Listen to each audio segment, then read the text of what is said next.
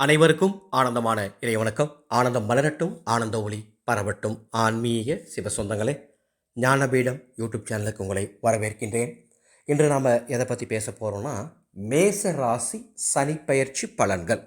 சனி பகவான் 2025ஆம் ஆண்டு மார்ச் மாதம் 29ஆம் தேதி பெயர்ச்சி ஆகின்றார். இந்த சனி பகவான் பெயர்ச்சினால் மேச ராசிக்காரங்க என்ன நன்மைகளை அடைய போகிறாங்க மற்றும் மேச ராசிக்காரர்களுக்கு எப்படி இருக்கும் அப்படிங்கிறத பார்க்கலாம்.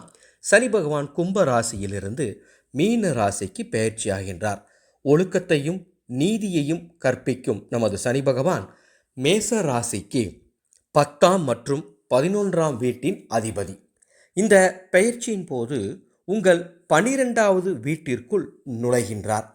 இப்போது உங்களுக்கு 7.5 சனி தொடங்குகின்றது. எந்த ஒரு காரியம் செய்தாலும் அந்த காரியத்தை ஒரு முறைக்கு பல முறை யோசனை செய்தால் போதும். 7.5 சனி அப்படின்னு நீங்கள் பயம் கொள்ள வேண்டாம். 7.5 சனி அப்படின்னாலே கெடுதல் தான் செய்வாங்க அப்படின்னு அர்த்தம் கிடையாது. நாம் கொஞ்சம் கவனமாக இருந்தோம்னா எல்லாத்தையும் சமாளிச்சிடலாம். சனி பகவானுடைய பார்வை உங்கள் 2ஆம் வீடு மற்றும் 6ஆம் வீடு மற்றும் 9ஆம் வீடு ஆகியவற்றின் மீது இருப்பதால் பயணங்களுக்கு வாய்ப்புண்டு. நீண்ட தூர பயணங்கள், வெளியூர் பயணங்கள், வெளிநாட்டு பயணங்கள் மேற்கொள்ள வாய்ப்புண்டு. வெளிநாட்டு வேலைக்கு முயற்சி பண்ணிட்டு இருக்கவங்களுக்கு அந்த ஆசை நிறைவேறும். அதிக செலவுகள் ஏற்பட வாய்ப்புண்டு. எனவே செலவுகளில் கூடுதல் கவனத்தை செலுத்துங்கள். தேவையான செலவுகளை மட்டும் செய்யுங்கள். தேவையற்ற செலவுகளை இந்த 2.5 ஆண்டு காலமும் நீங்கள் தவிர்த்து விடுவது நல்லது. உங்கள் வருமானத்தை விட செலவு அதிகம் ஆகாமல் பார்த்து கொள்ளுங்கள். மேலும் இந்த காலகட்டத்தில் மார்ச் 29, 2025 அடுத்த 2.5 வருஷம் நீங்கள் ரொம்ப கவனமாக உடல்நிலையை பார்த்துக்கணும். உடல்நிலைக்கு பிரச்சனை ஏற்பட வாய்ப்புண்டு. கண்களில் எரிச்சல் மற்றும் கண்களில் நீர் வடிதல் மற்றும் கண் பார்வை இழப்பு மற்றும் காலில் காயம், சுளுக்கு போன்ற பிரச்சனைகள் ஏற்பட வாய்ப்பு உண்டு. நீங்கள் வெளிநாடுகளுடன் தொடர்பு கொண்டு ஏதேனும் தொழில் செய்ய விரும்பினால், பன்னாட்டு நிறுவனத்துடன் தொழில் செய்ய விரும்பினால் நிச்சயமாக அதற்கு சாதகமான வாய்ப்புகள் கிடைக்கும். வேலை செய்கிறவங்களுக்கு பதவி உயர்வுகள் கிடைக்க வாய்ப்பு உண்டு. உங்கள் உடலில் நோய் எதிர்ப்பு சக்தி குறைய வாய்ப்பு இருக்குது. எனவே கவனமாயிருங்க. குறிப்பாக ஜூலை மற்றும் நவம்பர் மாதங்களுக்கு இடையில் சனி பகவான் வக்கர நிலையில் இருக்கும் பொழுது இந்த பிரச்சனைகள் அதிகரிக்க வாய்ப்புண்டு. எனவே கவனமாக செயல்பட வேண்டும். இது பொதுவான பலன். வேலைக்கு போகிறவங்க, தொழில் செய்கிறவங்களுக்கு இந்த சனி பெயர்ச்சி எப்படி இருக்கும் மேசராசியில் பிறந்தவங்களுக்கு அப்படின்னா, புதிய புதிய வாய்ப்புகள் வரும். வெளிநாட்டிலிருந்து கூட வாய்ப்புகள் வரலாம். பெரிய பெரிய நிறுவனத்திலேருந்து வாய்ப்பு வரலாம். அதை நீங்கள் சரியாக பயன்படுத்திக்கிட்டிங்கன்னா நல்லது.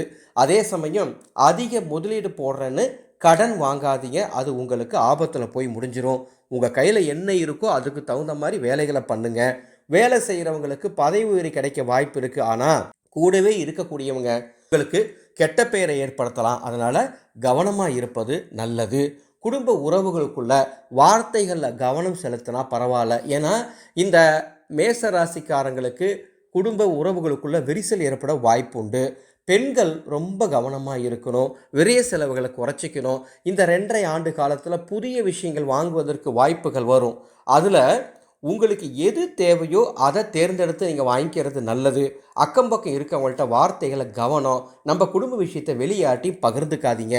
மாணவர்கள், மேசராசியில் பிறந்த மாணவர்களுக்கு நான் சொல்கிற அறிவுரை என்னென்னா, இந்த காலகட்டம் உங்களுக்கு சாதகமாக தான் இருக்குது. மாணவர்களுக்கு எப்படி சொல்கிறேன் அப்படின்னா, உங்களுக்கு புதிய புதிய விஷயங்களை தெரிஞ்சுக்கக்கூடிய ஆர்வம் அதிகரிக்கும். அதை கட்டுப்படுத்தாமல் அந்த விஷயங்களை தெரிஞ்சுக்கிறதுக்கு உண்டான முயற்சிகளை ஈடுபடுங்க.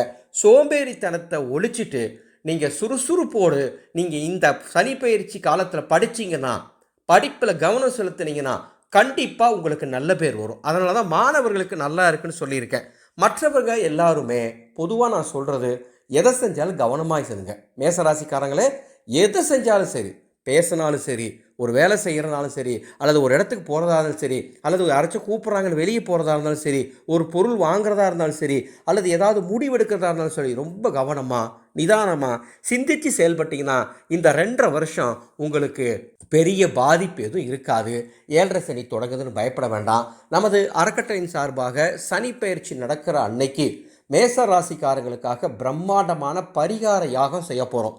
அந்த பரிகார யாகத்தில் பரிகார ரக்ஷை அற்புதமான பல மூலிகைகளை அதில் சேர்த்து யாகசாலையில் வைத்து முறைப்படி சனி பகவான் மந்திரங்களை சொல்லி வேதங்கள் ஓதி இந்த யாகத்தை செய்து இந்த பரிகார ரட்சை வழங்க உள்ளோம்.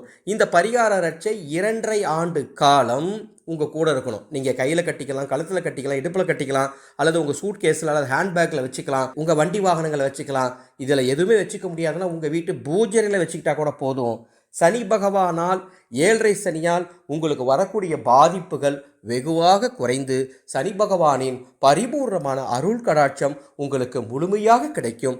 எனவே இந்த சனி பெயர்ச்சி பரிகார ரக்ஷை தேவைப்படுவோர் என்னுடைய வாட்ஸ்அப் நம்பருக்கு தொடர்பு கொண்டு முன்பதிவு செய்து கொள்ள வேண்டும் என்று அன்போடு கேட்டுக்கொள்கின்றேன்.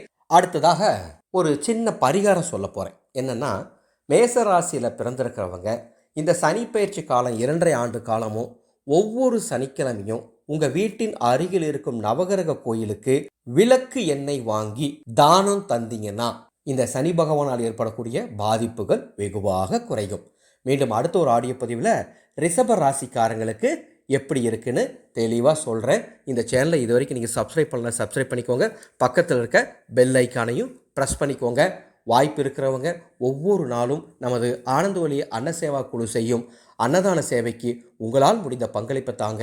வருடம் முழுவதும் நாங்கள் இந்த சேவை பண்ணிகிட்ருக்கோம். இல்லாதோருக்கும் இயலாதோருக்கும் ஆதரவற்ற முதியோர்களுக்கும் உடல் ஊனமற்றவர்களுக்கும் நம்மளால் முடிஞ்ச உதவிகளை செஞ்சிட்ருக்கோம் ஒவ்வொரு நாளும். எனவே இந்த அன்னசேவா குழுவில் சேர முயற்சி பண்ணுங்கள். குறைந்தபட்சம் இந்த அன்னசேவா குழுவுக்கு உங்களால் முடிந்த ஒரு சிறிய உதவியை செய்து பங்களிப்பு தருமாறு அன்போடு அழைக்கின்றேன்.